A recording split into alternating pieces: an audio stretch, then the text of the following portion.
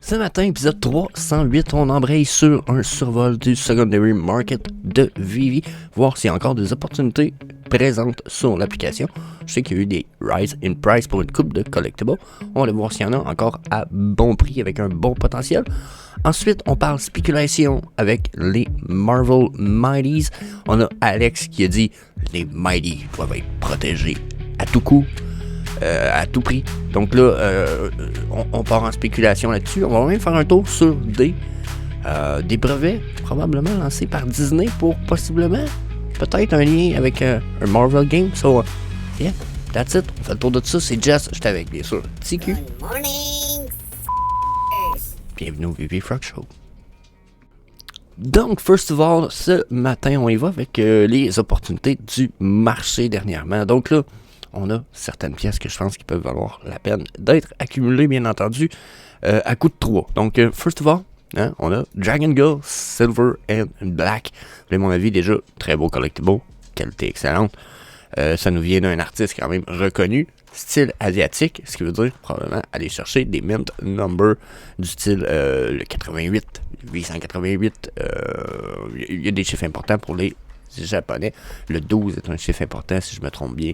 Je ne me trompe pas. Donc, allez faire un petit tour là-dessus à pas manquer. 23 gems, je veux dire, that's a big deal. Mickey Sorcerer Ad, juste au-dessus de ma tronche, juste là, 198 gems sous son all-time low. That's big deal. Another time. Je veux dire, on est en full bear market, puis il n'a pas descendu en bas de son 200, ben, à peine en bas du 200. Big deal, big deal. Ensuite, si on continue, j'ai la Lamborghini juste ici. Checkez ça. Je me tasse. 500 fucking gems. Donc, la Lamborghini Huracan, la Verde Citroën Arancio DAC, était à 600 il n'y a pas très long. Là, elle a droppé d'un bon gros 20%, ce qui est 129 gems de moins. Donc là, elle descend à un all-time low, 500. Ça se pourrait que ça droppe encore, pour vrai. Mais je commence à penser qu'on est pas mal sur son all-time low à côté.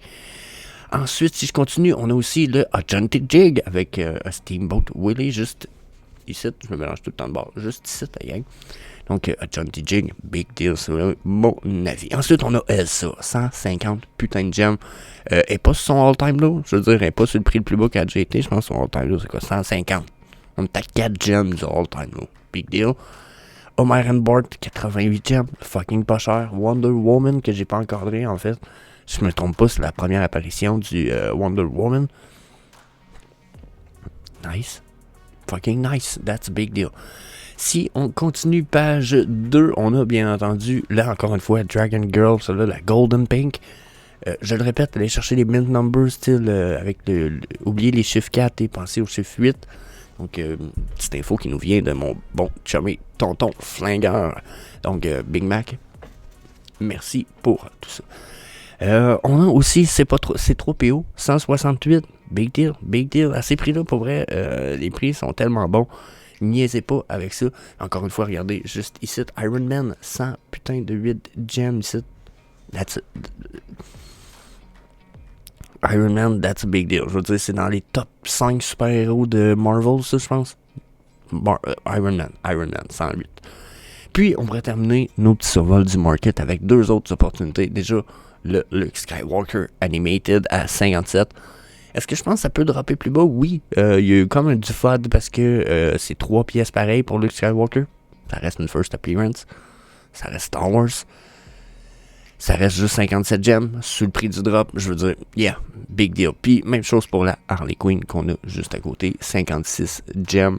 Big deal. Toutes les deux hosties de belles pièces. First appearance. Yes. En plus, une qui est animated. Le Luke Skywalker est animated, je veux dire. Yeah. Toujours quand même mieux que ceux qui ne le sont pas. Dans le sens que c'est pas le plus beau des collectibles qu'on a. Qualité est belle, mais je veux dire, sa face est un peu laide. Mais sinon, ça le fait solide. Yeah. Donc là, on s'en va, on parle Marvel Mighties avec Reverend Alex G. Donc, pour ceux qui savent pas, Reverend Alex G, ça se trouve être c'est celui qui s'occupe du marketing, en théorie, chez Vivi. Même si je vous avoue que je doute un peu de sa qualité, de ses compétences question marketing, ou du moins, j'ai pas l'impression qu'il a fait du marketing dans les dernières années. Si c'est le cas, j'en ai comme pas vraiment vu de sa part. Mais ça, c'est ma petite parenthèse un peu du style. Qu'est-ce que tu fais dans l'entreprise, toi, à part des Twitter Space de musique une fois par semaine? Tu sais, genre, ça, je un peu perplexe par rapport à tout ça. Mais ça, c'est ma perspective personnelle. Je suis désolé. Donc, qu'est-ce qui s'est passé avec Alex? Ben, Alex, cette semaine, dans les communiqués, c'est arrivé 2 fois qu'il a lâché l'espèce de citation sous forme un peu quasiment de blague. On aurait dit qu'il blaguait un peu, mais ça semblait quand même réaliste. Il disait, non, les Mighty doivent être protégés à tout prix. Puis, ça a amené beaucoup de gens à se dire, OK, puis pourquoi il a répondu à ça? Il a répondu ça, en fait, c'est qu'il y a des gens qui se demandaient pour le gauntlet puis pour la pierre, et il dit pourquoi on n'a pas la possibilité de pouvoir burner des Mighty Marvels. Puis, ça a été la réponse d'Alex, les Mighty must be protected at all cost. Donc, ils doivent être protégés à tout prix. Donc, pourquoi protéger les Mighty Marvel? Donc, vous me connaissez là-dessus. Mon avis est assez simple. C'est que les Mighty Marvel vont servir pour un multiplayer game éventuellement. Je serais presque prêt à mettre ma main au feu pour un fighting Marvel game, un style MOBA.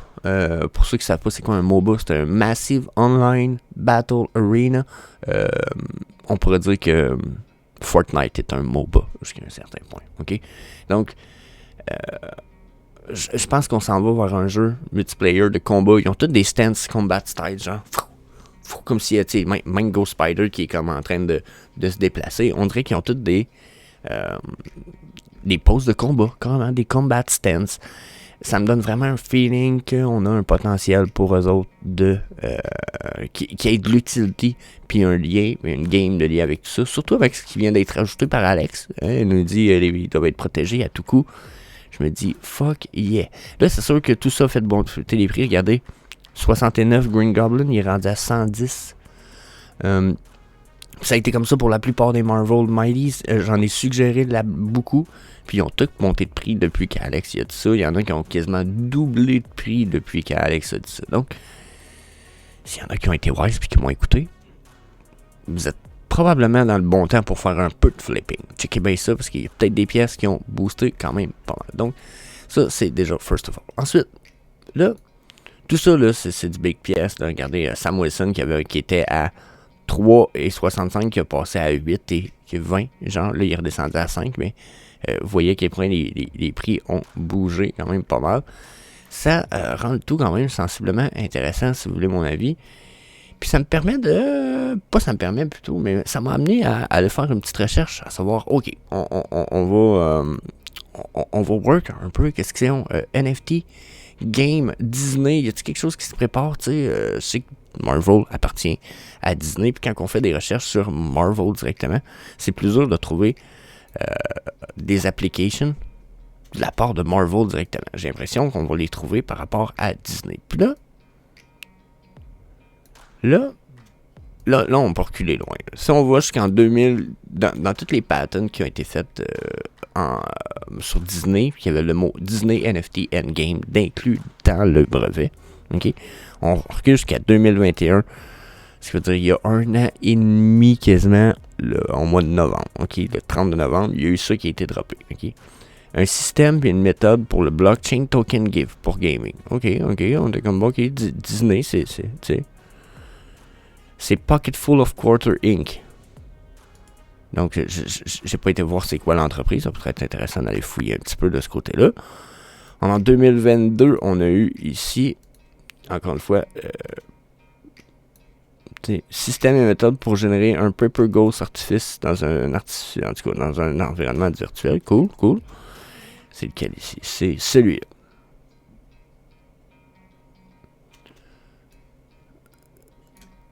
Générer et envoyer un collectible digital secondaire basé sur le ownership, l'appartenance du primaire. Donc là, en 2022, Disney se préparait à envoyer un digital collectible, quelque chose de digital, à quelqu'un qui avait déjà le ownership de 1. OK. Puis ça date de 2022, ça date de novembre. Donc là, ça fait même pas 6 mois, là. OK, ben peut-être. peut-être 6 mois. OK? Ici, si on continue... Non, c'est pas celui-là, excusez. Je vais pas me tromper trop vite, là. Un collector container pour un non-fungible token asset. Je recommence, il y en a qui vont peut-être pas comprendre. Un collectible container pour un non-fungible token asset. Ça, là, c'est l'équivalent d'un cold wallet pour NFT de la part de Disney. Puis si vous vieillissez, il est carrément écrit ici que ça permet de store son non-fungible token puis de certifier le ownership du asset. Donc là, c'est Disney qui se prépare à donner du ownership de NFT à certaines personnes. Puis le collector container est configuré avec le NFT store dans la mémoire pour displayer le NFT en utilisant le output diverse. Dans le fond, vous allez avoir un cold wallet qui va pouvoir afficher vos NFT, si j'ai bien compris. Donc là, je me dis, Disney qui nous fait des cold wallets pour afficher des NFT. Disney, c'est quoi leur NFT? J'étais un peu comme, OK, puis là, il y a le mot game dans ma recherche, hein? Je sais pas si vous avez remarqué, mais si on fait une recherche ici dans game, regardez, fait part d'une télévision, épisode, movie ou game, pour en nommer quelques-uns. Donc là, il parle d'inclure des games là-dedans, là. OK? Là, c'est tout du nouveau pattern, 2022 décembre, OK? Content, génération de contenu basé sur la blockchain, sur une collaboration avec la blockchain puis les méthodes de celle-ci. Donc là, partager du contenu sur les blockchains dans une plateforme NFT. Pour vrai, là, je pourrais voir des liens avec les Mighty Marvels, OK? OK, celui-là aussi. Puis là, je sais pas s'il y en a qui vont faire des liens comme moi dans les autres, parce que ça peut être très poussé, là, ce qu'ils sont avec ça. Puis c'est toujours ça, quand ils font un brevet. C'est toujours de la manière que ça va être écrit. C'est pour éviter que le monde comprenne. OK?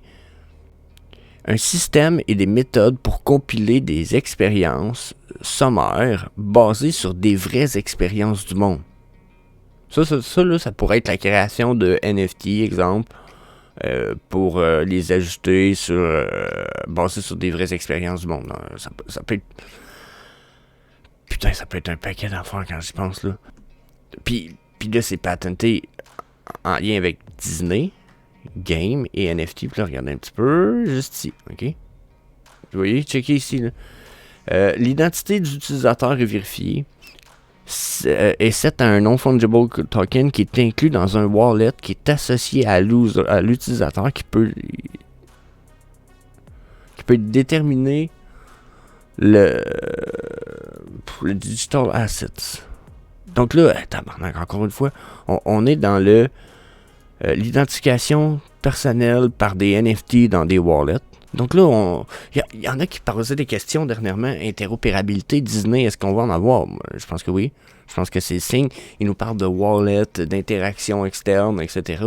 Donc je pense que l'interopérabilité, ils vont peut-être la vouloir dans leur wallet. Hein. Je pense qu'on va peut-être avoir un cold wallet Disney. C'est là qu'ils vont aller vos NFT s'ils sont pour sortir de Vivi. Parce que c'est cette plateforme-là qui va permettre la connexion avec les games, puis etc. Peut-être bien. Donc là, regardez, ici, il parle de reminter, OK? De permettre les données historiques profondes d'être utilisées via le reminting d'un NFT. Donc là, il parle de reminting de NFT. I don't know why. Ce petit côté-là pourrait être inquiétant, vous l'avoue. Dans la mesure que reminting de NFT, on pourrait vraiment être dans ils ont besoin de reminter les NFT qu'on avait sur Vivi puis les sortir de là parce que ils ont d'autres intentions. Donc ça pourrait être ça, mais ça pourrait être simplement hors lien. Là. Ça pourrait être totalement ne pas avoir de lien, mais ils parlent de reminting de NFT. Pour moi, ça nous montre à quel point Disney commence à être avancé quand même pas pire. Okay? Ils parlent d'un système implémenté qui permet vraiment, regardez ici, de configurer, d'exécuter le code d'un programme qui est fourni par un NFT pour le transférer à un NFT. Le NFT minted doit inclure les premières datas qui ont été données de façon historique avec le NFT, les droits et l'identification du propriétaire actuel du NFT. Donc là, il parle vraiment de transférer toutes les informations à nos NFT. Ça pourrait être mauvais signe, ou ça pourrait être bon signe, dans le sens que si c'est transféré peut-être sur une nouvelle blockchain, je sais pas. Non, en vérité, des fois, il pourrait juste bridger. Je comprends pas pourquoi reminter. Peut-être que ça a rapport avec juste un bridge. Peut-être que quand il bridge, il faut qu'il reminte sur l'autre blockchain. I don't know. Précisément, je peux pas savoir cette information-là, mais c'est tout du fresh Disney patent, puis c'est les Mighty Marvel qui m'ont amené là. Mais je suis vraiment... regardez, Location-Based NFT Minting and Distribution. Ça, c'est pour des c'est des donations de NFT basées sur des événements. Vous allez à un événement, vous faites telle activité, ou vous réussissez à accomplir tel truc, vous allez avoir droit à un NFT qui va être basé sur votre location. Donc, il va falloir activer probablement la location de votre téléphone pour qu'il soit accepté. Donc là, on est dans le big stuff, puis dernièrement, on évoque le dernier, puis qui revient au Mighty Marvel, ils sont en train de développer un système et des méthodes pour faciliter une unité de jeu avec des smart contracts qui sont en réponse à des batailles incluant l'unité de jeu. Donc là, on est dans le Disney. On est dans une espèce de combat style. On pourrait-tu avoir droit à une espèce de Mario Smash Bros. À la Mighty Marvel? On pourrait-tu avoir ça un peu style MOBA style? Il me semble que ça fitterait en tabarnak, puis ça serait une petite bonne inspiration de Disney. Ça serait fou, là. OK? C'est de revenir aux Mighties.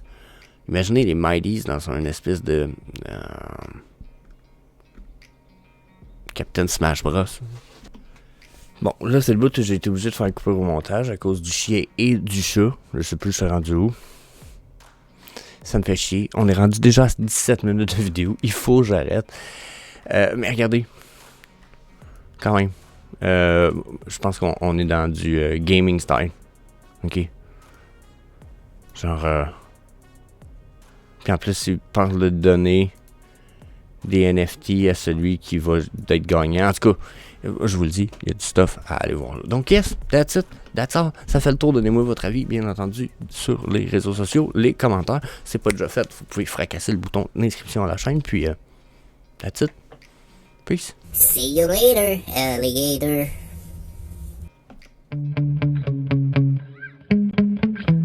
Yeah. Sometimes I get so mad, there's no controlling me. My thoughts get so bad, I'm like, I might grab a bat, I don't know. My wrath, my blood boils over like, oh God, here goes. I lost all feeling from my head to my toes. You said some shit that I can't let go, so just stay